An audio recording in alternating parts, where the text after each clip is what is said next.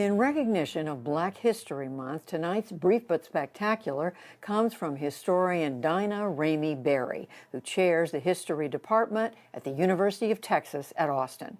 She is dedicated to rethinking the way we teach American history to students of all ages. Her latest book is called A Black Women's History of the United States. I have a son who's now in his teen years. His first racial experience was at age 3. We had just moved to Austin, Texas, and we were in a neighborhood meeting about the community we were in. We were the only Black family that were there. And my son comes downstairs at 3 years old when he was pouting. I said, "What's wrong, honey?" He said, "They told me I had to be the bad guy because I'm Black." And he said, "And I want to be the good guy. I want to be the hero, and I want to be the one that saves people."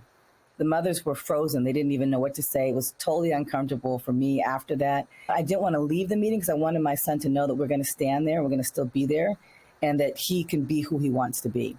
And so that night when we tucked him in, my husband and I talked to him about who he comes from and the people, just like my parents told me so much about African American history and culture as a child, because outside of our house setting, our home setting, we are criminalized.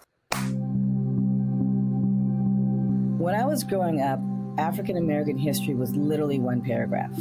There were Africans came and they were enslaved. There was Harriet Tubman, Frederick Douglass, and then a jump to Rosa Parks and Martin Luther King. We learned about 4 people in African American history.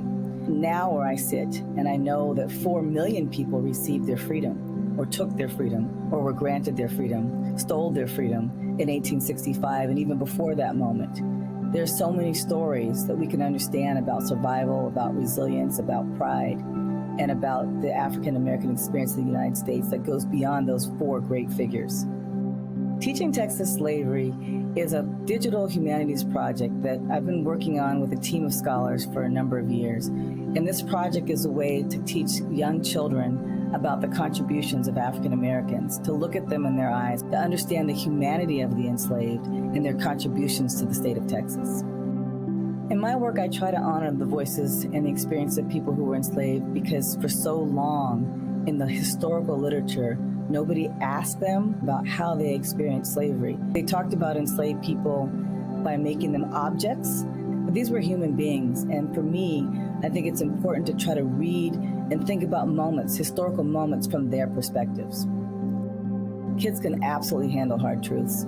Some of the best conversations that I've had about history and about the history of slavery have been with 5-year-olds, 7-year-olds, 9-year-olds. It is so important that we know our history, that we teach all aspects of history, even the tough parts, the subjects that make us uncomfortable, the subjects that make us feel ashamed about our nation.